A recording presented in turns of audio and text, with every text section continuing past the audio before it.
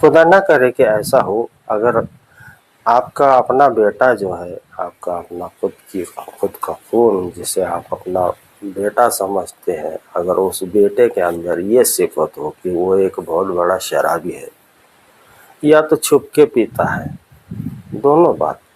लेकिन आपको मालूम है कि ये नशा करता ज़रूर है। अब नशे के बारे में मैं ज़्यादा एनालाइज़ नहीं करूँगा कि बहुत से टाइप के नशे होते हैं, वो आप समझ लीजिए। मिसाल के तौर पर एक शराब होती है, और फिर दूसरा जो है ड्रग्स होते हैं, न जाने क्या-क्या, ये सब नशे में ही आ जाते हैं। अब देखिए, इसने अपनी ज़िंदगी आपके न चाहते हुए भी जो है, इस लड़के ने अपनी ज़िंदगी तो जहन्नम बना ली, अपनी ज़िंदगी बर्बाद कर ली।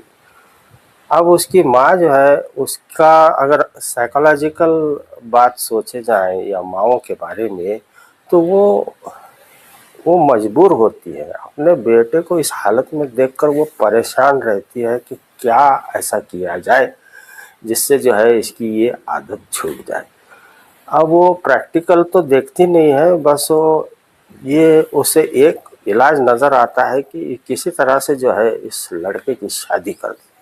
अब शादी करने के बाद ये सोचने पर सोचती है वो माँ, क्या सोचती है कि घर गृहस्थी, बच्चों की जो ज़िम्मेदारियाँ हैं, अगर इसके कंधों पे आ गए तो हो सकता है कि ये ज़िम्मेदारी की वजह से ये नशा इसका छूट जाएगा। ये एक इसकी भोली समझ है। औरतों का तो समझ में आता है, वो ज़्यादातर प्रैक्टिकल ज़िंदगी को नहीं जानती हैं, ना देखती हैं। ये बीमारी यानी नशे की ये हालात ज़्यादातर हमारे समाज में गरीब तबके में ज़्यादा नज़र आता है, यानी झुग्गी-झोंपड़ी में रहने वाले लोगों में इसका परसेंटेज कुछ ज़्यादा होता है, और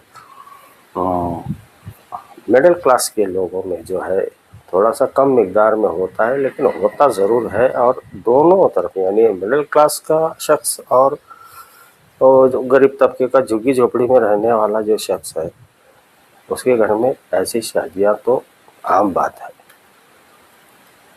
अपने शौहरों को वो माएँ जो है चुप बैठा देती हैं कि किसी तरह से इससे कहीं से भी इसकी लड़की लेके आओ एक, और उसकी शादी करवा लो, शादी करवा के दे दो, ये सुधर जाएगा। मैं उन माँओं से कहना चाहता हूँ कि आपकी अपनी बेटी ऐसे शख्स को आप देंगी, तो इसका जवाब वो ना ही देंगी, जवाब नहीं देंगी, क्योंकि इसका जवाब उनके पास होता नहीं है। अब दूसरा है तबका, दूसरा जो जुआरी है, ये सब में आते हैं। इसका कोई क्लासिफिकेशन नहीं है। ये अमीरों में भी है, गरीबों में और मिडिल क्लास में भी। ये तमाम जगह फैली हुई बीमारी है। मुसलमानों में तो सबसे ज़्यादा आम है कि जुआरी ज़्यादातर मुसलमान के लोग ही खेलते हैं। अब जो है वो फिर वही कहानी शुरू होती है कि माँ को लगता है कि शादी कर दो तो ये सुधर जाएगा। देखिए, अब आप आज तक का मेरा तजुर्बा है, आप थोड़ा सा सर्वे करके भी देख लीजिए अपनी ज़िंदगी में आसपास ऐसे लड़के की शादी हुई है और वो सुधर गया हो, तो एक मिसाल मुझे बताइए आप। एक मिसाल आपको दवा के लिए भी नहीं मिलेगी। और अमूमन ऐसा देखने में आया है कि जैसे ही इनकी शादियां होती है, एक दो बच्चे इनको हो जाते हैं, उसके बाद जो है नशेड़ी आदमी इस दुनिया से चला जाता है। अगर रहता है तो भी ये घर के कोई काम की चीज़ नहीं होता है। ये ना कुछ कमाने के लायक होता है, तो घर चलाने के लिए जो बहू ये लेकर आए हैं तो सारी जिम्मेदारी उस बहू पर। अब वो बहू जो है मजदूरी करके जो है घर चलाती है, और ये नशेड़ी उसी मासूम के पैसे लेकर, यानी वो जो कमा कर लाई है उसी से पैसे छीन लेता है और अपना नशा पूरा करता है। अब मैंने कहा था आपको कि ऐसा होगा ज़रूर, तो होगा ही। जो मेरे ज़्यादातर नज़र में आया है, आपकी भी नज़र में आया होगा। और आपके घर में अगर ऐसा है तो अभी से आप सीधे रहिए, ऐसे लड़कों की शादियां मत कीजिए जो नशेड़ी हो और जुआरी हो। जुआरी आदमी तो ज़िंदगी भर सुधरता नहीं है, इसका ज़्यादातर नशा जो है बढ़ता रहता है। यानी एक जुआ भी एक नशे की तरह है, जितना पैसा आएगा उतना ज़्यादा खेलेगा ये।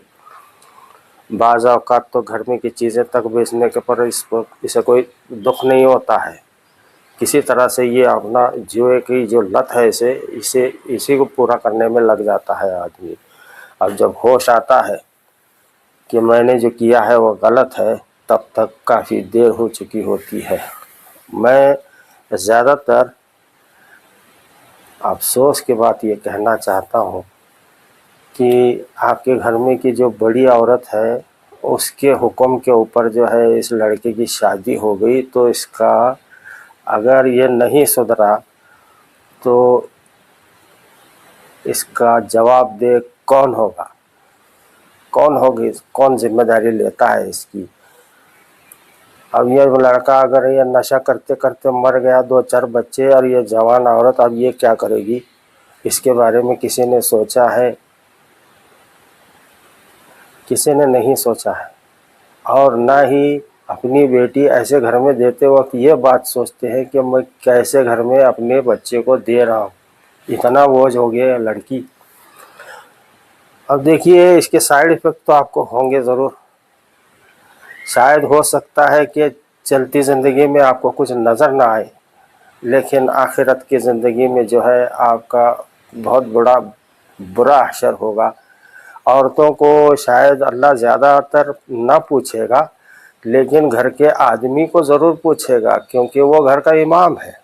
अब इमाम से सबसे पहले सवाल जवाब होंगे, और उसका जो है अगर ज़िम्मेदार वो पकड़ा गया कि तूने जो है इस बात की तरफ ख्याल नहीं क्यों किया, कि तूने एक साइड सोची, दूसरी साइड क्यों नहीं सोची। अगर ये बच्चा तेरा सुधरा नहीं तो ज़िम्मेदार कौन। अब जो है अल्लाह जो है सबसे पहले घर के इमाम को पकड़ेगा कि तूने अपनी बात तो रखी नहीं, तूने अपनी औरत के बात में हामी भरकर जो है उस बच्चे की शादी कर दी। और एक गरीब घर की लड़की जो मासूम, जो बड़ी मुश्किल से बड़ी होती है, गरीब के घर के लोगों को आपको खबर नहीं होगी किस तरह लोग बच्चे पालते हैं अपने। और अगर वो लड़की हो तो किस हालात से गुज़र कर जो है वो जवान होती है, और शादी ऐसे घर में हो गई जिसे सुख से ज़्यादा दुख ही मिलेगा। इसका हिसाब आपको देना पड़ेगा। और हिसाब सिर्फ हिसाब नहीं है, सवाल जवाब नहीं होंगे तो कटघरे में खड़े होने के बाद में इसकी सज़ा भी आपको भुगतनी होगी। भले ही आपको वो लड़की माफ़ करे, लेकिन शरीयतन अगर आप गिल्टी हैं, आप ज़िम्मेदार हैं, आप गुनाहगार हैं, तो अल्लाह ऐसे चीज़ों में ज़्यादातर माफ़ी नहीं करता है, नहीं करता है माफ़ी। आपको सज़ा मिलेगी ज़रूर, मिलेगी ज़रूर आपको सज़ा। प्रैक्टिकली आदमी ये बात सोच सकता है तो वो तो खुदा है। देखिए समझ में आ गई तो ठीक, वरना आपकी अपनी ज़िंदगी है, आपकी अपनी आखिरत है। अगर मूड हो गया हो तो इसको सब्सक्राइब कर लीजिए ज़रा। मिलते हैं साथ।